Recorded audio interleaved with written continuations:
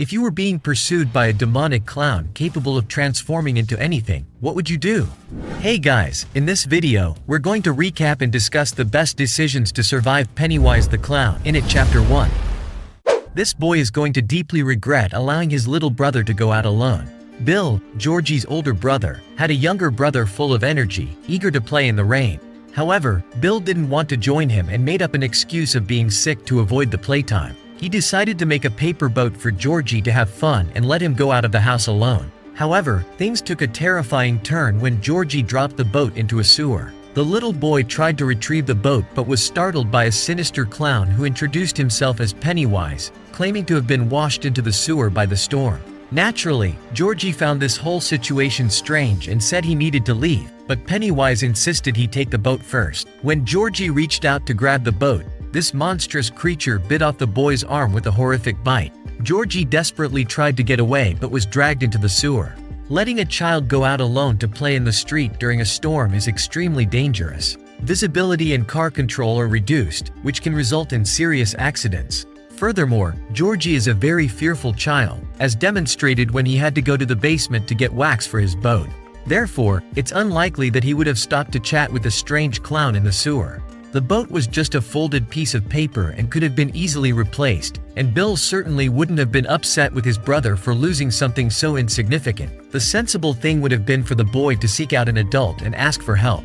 Even in the midst of the strong storm, the boy was screaming loudly enough for someone to hear, and the lady who came out onto the porch should have caught Georgie's attention and warned him to stay away from the sewer, rather than just watching.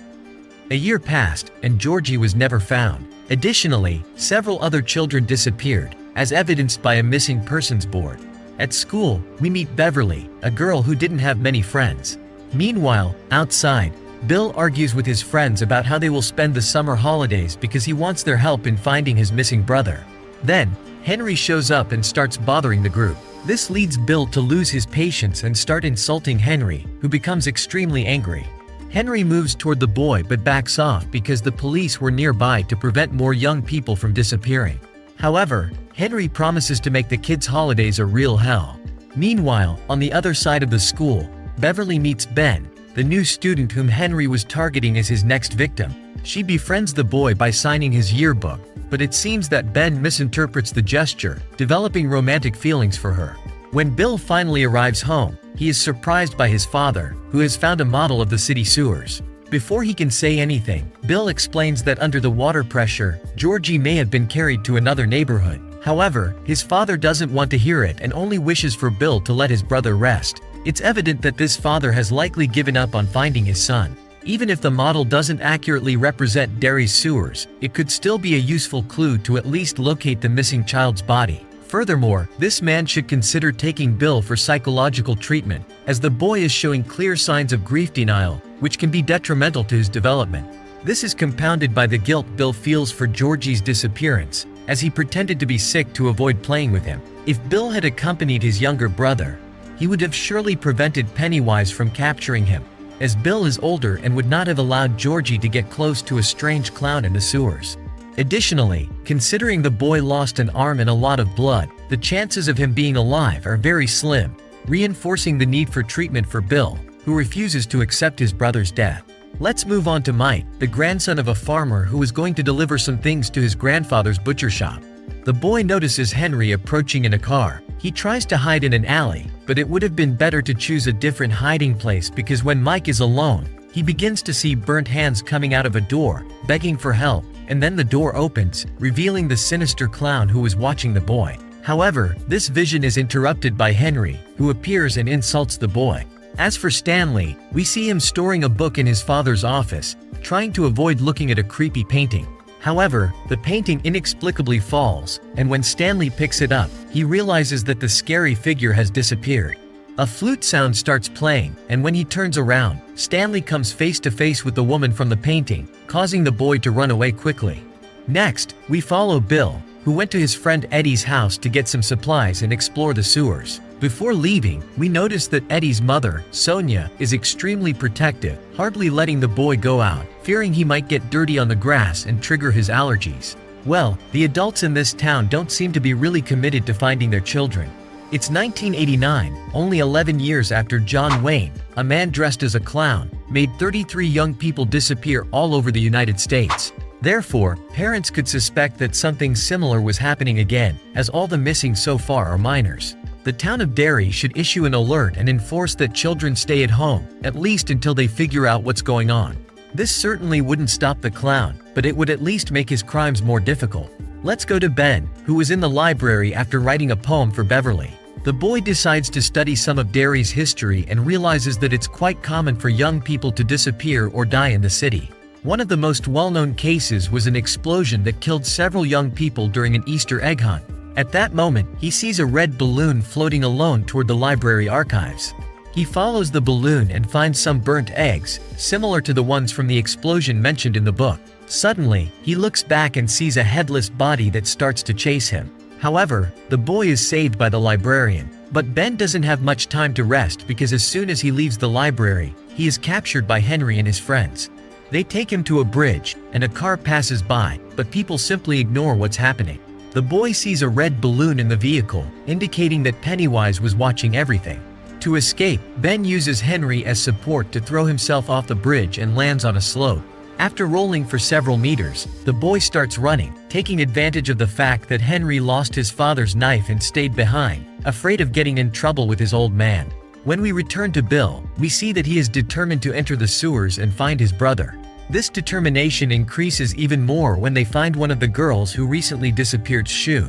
However, Eddie and Stanley are afraid to enter because they don't want to disappear like the other children. At this moment, Ben falls near them, very injured and exhausted.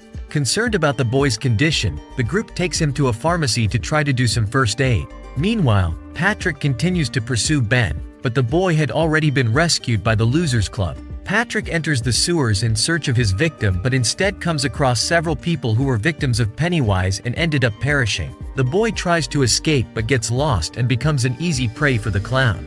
Okay, there are several crucial pieces of information that can be observed to help us confront this evil entity. First of all, it seems that Pennywise is not limited to creating mere illusions but can make them physical, as we saw when Ben was able to touch an Easter egg. This indicates that the clown has the ability to manipulate the environment around him at will, which also suggests that he has a physical existence, meaning that theoretically he can be harmed or defeated. Another point to note is that Pennywise seems to be capable of manipulating the minds of adults, explaining the apathetic and strange behavior of many adults in the town. Whether it's parents who show no interest in finding the missing children or even the police who do not act appropriately to contain the disappearances. The clown, however, seems to avoid attacking its victims when they are close to other people. However, Patrick acting recklessly does not take advantage of his advantage in being armed with an improvised flamethrower and does not attempt to burn the zombies. Moreover, he easily gets lost while trying to exit the sewers, which doesn't make much sense because he knew where the exit was. This shows us that Pennywise is not just a shapeshifter capable of changing his physical form but can also create illusions and hallucinations to terrorize his victims and stun them, making him a powerful and challenging adversary. He also appears to have the ability to know people's greatest fears and use them to haunt his victims. To prevent Pennywise from doing this to you, just leave a like on the video and subscribe to the channel. Meanwhile, the boys start gathering the necessary supplies to dress Ben's wounds but realize they don't have enough money to buy everything.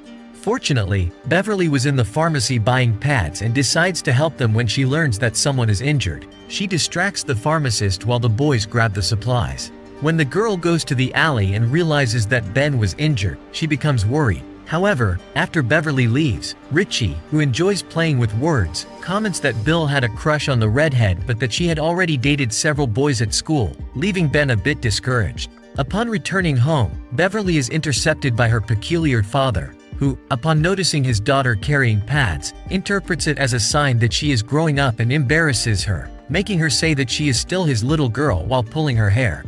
After this episode, the young woman decides to cut her hair to avoid a repeat of such incidents.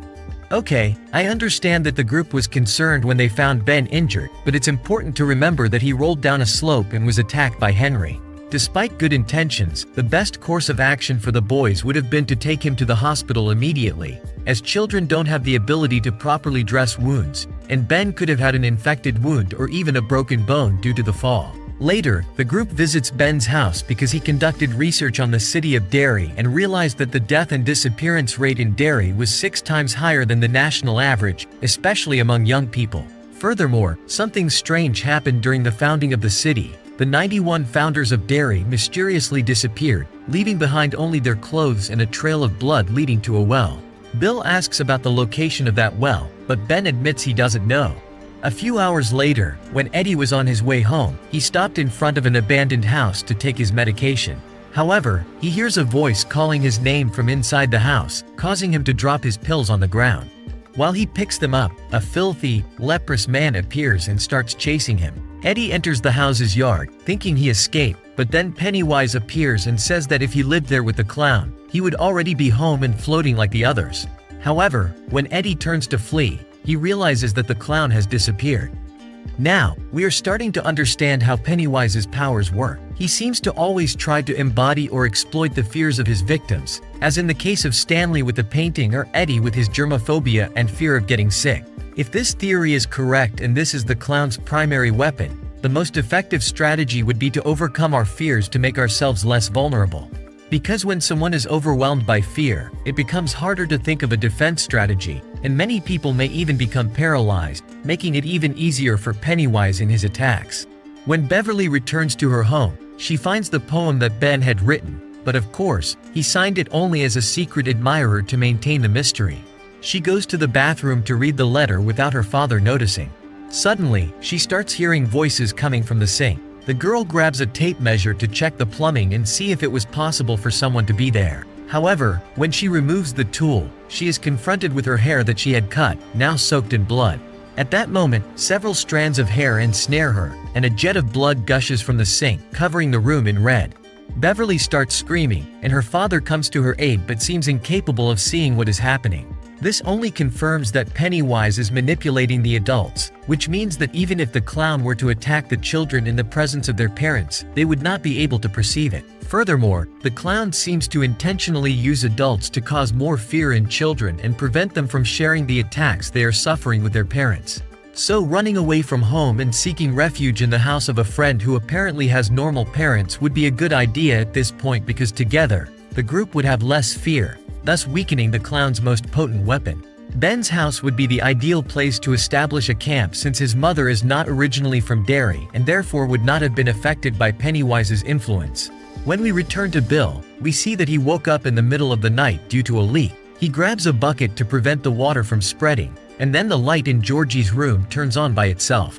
Bill goes to check what happened and notices a figure that appears to be his brother roaming the house. He follows Georgie into the basement, which is almost flooded due to the storm. At that moment, his brother says that the boat floated in the water and that if Bill went with him, they could float together. Pennywise then emerges from the water and advances toward Bill, who runs up the stairs and locks the basement. The next day, Beverly gathers her friends to examine the bathroom and ensure that she is not going insane. She is relieved to discover that the other children also witnessed the phenomenon. The boys help her clean the bathroom, and when they finish cleaning, Beverly recites a part of the poem, believing that Bill was her secret admirer. However, she is disappointed when he confesses that he doesn't know much about poetry. Next, the group goes out for a bike ride, and Bill shares that Beverly was not alone because he had also witnessed strange things, including an encounter with a clown. At this moment, they all revealed that they have also seen Pennywise, except for Richie, who for some reason was not affected. At that moment, they hear Henry attacking someone and find Mike's bike thrown on the ground. Mike was being coerced into eating raw meat and even saw the clown waving at him with someone's arm. However, before Henry could attack Mike with a stone, the Losers Club appears and throws stones at the bullies, humiliating Henry and his group. After rescuing Mike, the group gains another friend. Okay, let's go. I understand that the children were determined to protect their friend, but a stone fight could be extremely dangerous since stones are very hard objects, and some have sharp edges. This could result in serious injuries, including concussions, and depending on the force of impact, even fatalities, which would not be an effective way to confront Pennywise. A few days later, we see the Losers Club enjoying a parade in town, but Bill mentions that children continue to disappear, and some of them are being forgotten, as if they had never existed. Ben argues that this should stop soon because in his research, he noticed that these events occur every 27 years, as if the creature feeds for a year and then goes into hibernation, similar to a bear. Mike adds that his grandfather believed that Derry was cursed and people were finished off by something. He shares the trauma of surviving a fire that killed his parents and how the clown used that to scare him. Richie reveals his secret fear of coulrophobia, the fear of clowns. I understand that Richie had good intentions when sharing his fears with his friends, but it's important to remember that Pennywise is always watching and listening. Richie seems to be the only one in the group who wasn't affected by the clown and could use this advantage to survive the clown, as the entity didn't know Richie's specific fear. However, he has now revealed his weakness to the monster, making himself a potential victim. Later, Bill takes his friends to his house, where they decide to compare a map of the old town with the new Derry. They realize that all the locations where people disappeared are directly connected to the sewer system, and all the sewer tunnels pass beneath the abandoned house where Eddie saw the clown. And there was likely the well, maybe with Georgie still trapped. At that moment, the slide machine starts to malfunction, displaying several random images until the clown appears in a way similar to Samara. Mike tries to stop it by kicking the machine, but Pennywise doesn't give up and emerges from the slide. He advances toward Beverly, but the boys open the garage door, driving the monster away. At that moment, Bill grabs his bike and heads toward the abandoned house, determined to find Georgie. His friends follow him in an attempt to convince him not to proceed, but Bill is determined to find his brother. Because every time he returns home, Georgie's absence is an open wound. Therefore, entering the house seems easier than facing his own reality. However, the group is terrified, and they decide to draw lots to determine who will accompany Bill while the others remain outside. This is a mistake because entering the house where the monster resides without preparing first is risky. Although the children do not have access to firearms, they could bring baseball bats, knives, or other tools for personal defense.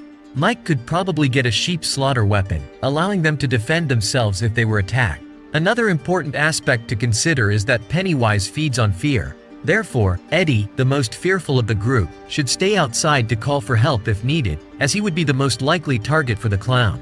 After this preparation, they should organize themselves in trios. One group would stay upstairs, while the other would occupy the downstairs, and it is crucial that they do not separate in any way to prevent Pennywise from taking advantage of this gap. And lastly, they could check the basement together.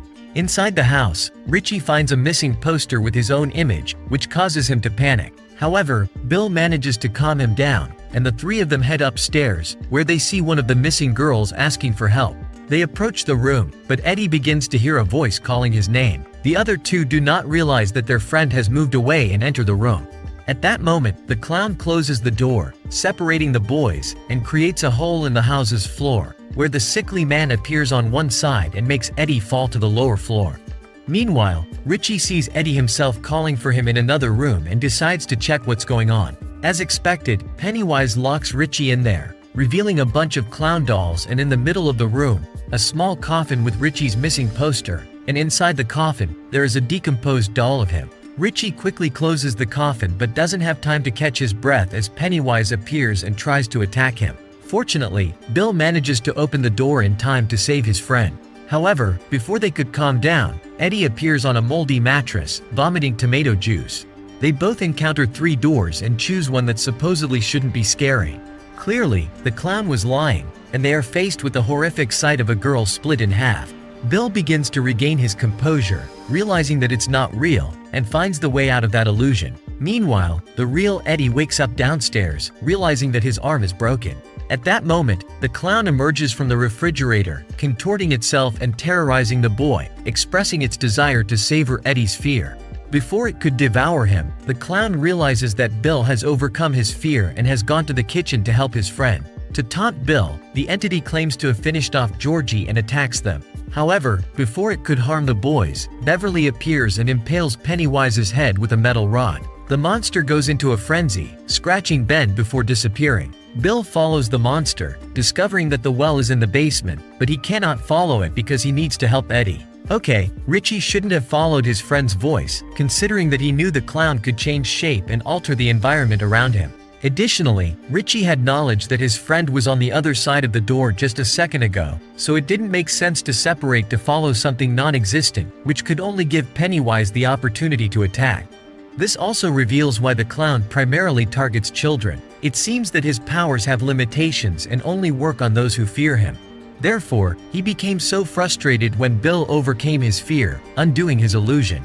Adults are generally more resilient because they have more life experience and have faced many fears before. So, these tricks probably don't work on them, and Pennywise finds it much easier to terrify children than adults. Furthermore, Pennywise only shows interest in its victims when they are very afraid, as it believes this makes the flesh tastier.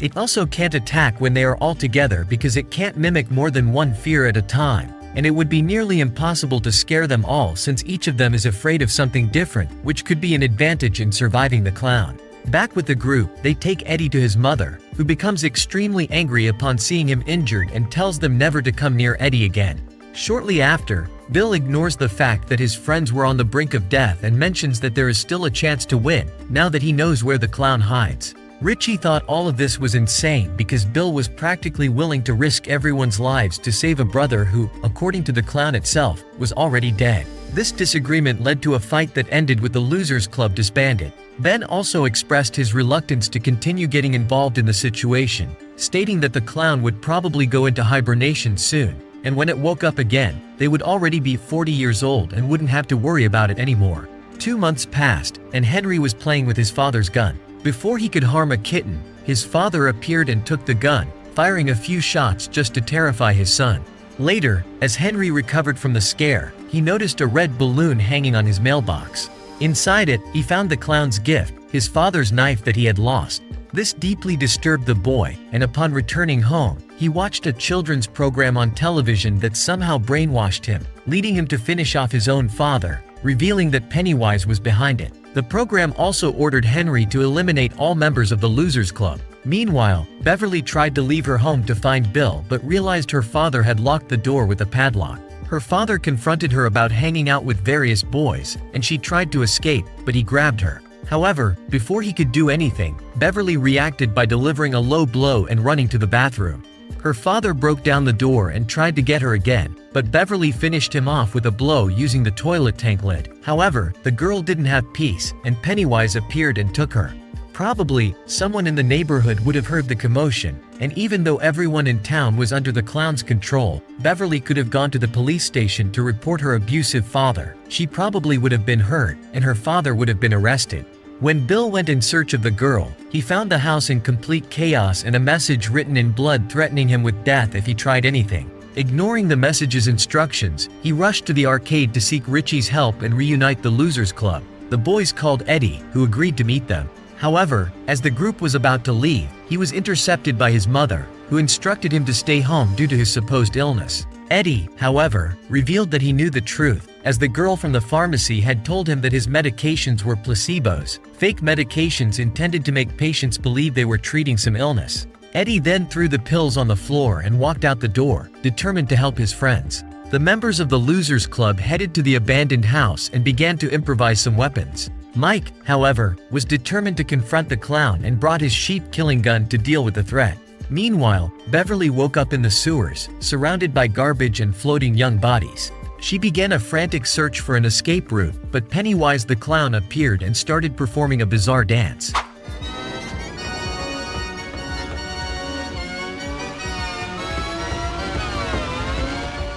The girl spotted an open hatch, but before she could reach it, the clown grabbed her. However, he couldn't sense fear in her scent, which meant her flesh wasn't yet at the ideal point for him. Pennywise then opened his mouth, revealing lights that induced Beverly into a state of hypnosis, causing her to become paralyzed and float along with the other young people. This led me to search for clues about Pennywise's origin, which doesn't seem to be of this world. He is a cosmic entity nourished by fear, directly from the space between universes known as the Macroverse, where such terrifying monsters reside that merely seeing their true form drives humans insane. Therefore, Pennywise doesn't just feed on flesh, as he doesn't even have a physical body. He feeds on human emotions, with fear being his favorite. That's why he refused to devour Beverly, as her emotions weren't suitable for him at that moment. On the other hand, emotions like trust and courage weaken its powers, making it vulnerable. which is why it attacked and kidnapped Beverly, as she posed a threat to it. Meanwhile, the group of boys tied a rope to a hook and used it to descend into the well. However, when it was Mike's turn, Henry appeared and hit him in the back with an iron bar. Henry managed to overpower Mike and attempted to finish him off with his sheep-killing gun, but Mike, in desperation, struck the bully's head with a stone and pushed him into the well. Meanwhile, Pennywise the Clown teleported Stanley to another part of the sewers, separating him from his friends. Shapeshifting into the figure from the painting, Pennywise attacked Stanley, and screams echoed through the corridors, alerting the other group members who rushed to help him, arriving in time to prevent Pennywise from devouring the boy's face. However, Bill, upon seeing Georgie running in the sewers, decided to follow him and left the others behind.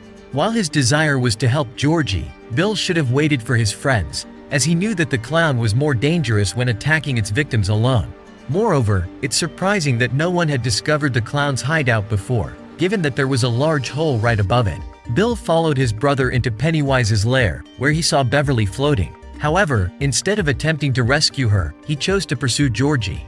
The other group members arrived and helped Beverly descend. At that moment, Bill had a conversation with Georgie, and unfortunately, the boy had already realized the painful truth that his brother was gone forever and shot him in the forehead with Mike's gun. However, Georgie assumed the form of Pennywise and attacked the boys, doing everything in its power to finish them off. During the confrontation, Pennywise tried to take on the forms of their fears to intimidate them, but the group was no longer afraid of the creature and defeated it easily. Before being finished off, Pennywise fled by launching itself into one of the sewer ducts. As a result, the children's bodies stopped floating, and Bill found his brother's raincoat discarded nearby. He began to cry but was comforted by his new siblings. A month later, Beverly shared a vision she had while floating. She saw all of them back at the well, but now much older. Faced with this, Bill had the Losers Club make a pact that if the threat wasn't truly dead, they would return to face it once and for all. Hey guys, this was like surviving Pennywise the Clown in It Chapter 1. Do you believe you would succeed in surviving, and are you interested in a video of the second movie here on the channel? Tell me in the comments. Thank you so much for watching, and if you come across a clown, remember not to be afraid.